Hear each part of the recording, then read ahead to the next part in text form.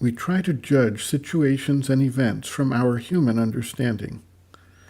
We do not generally see the chain of cause and effect that led to a specific circumstance, nor the impact of the result that we observe on future events. We see things from our own narrow, egoistic viewpoint and judge them based on our own desires, wishes, or trained ways of analyzing them. Even when we try to see behind the external action to the hidden sense, we use our human mode of understanding to interpret what we are seeing. We speak of the law of karma as if there is some kind of immediate or eventual direct retribution to someone who does something we judge to be wrong or immoral. Conversely, we expect an eventual reward for someone who does what we judge to be positive actions. Yet the law of karma is clearly not so neatly organized as to fit into our limited judgment frame. In his book, Rebirth and Karma, for instance, Sri Aurobindo describes the lines of karma and the higher lines of karma in terms that differ greatly from the popular notions about how karma operates. The divine creation moves on different timelines and with vastly different purposes than what any individual can see from his own limited lifetime and standpoint.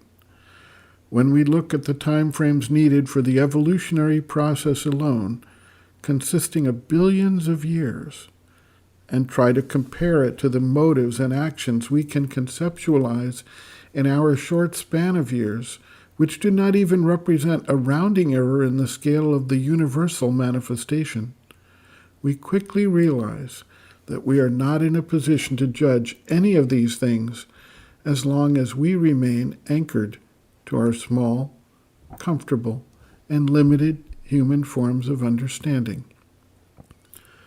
Where does this leave us in our attempt to grow spiritually and align ourselves with the divine will?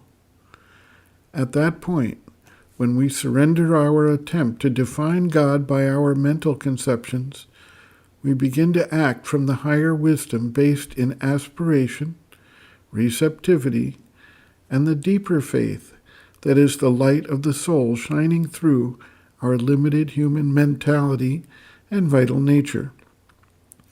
Sri Aurobindo observes, quote, "The ways of the divine are not like those of the human mind, or according to our patterns, and it is impossible to judge them or to lay down for him what he shall or shall not do, for the divine knows better than we can know. If we admit the divine at all, both true reason and bhakti seem to me to be at one in demanding implicit faith and surrender." End quote. Reference, Sri Aurobindo, Bases of Yoga, Chapter 2, Faith, Aspiration, Surrender, page 23.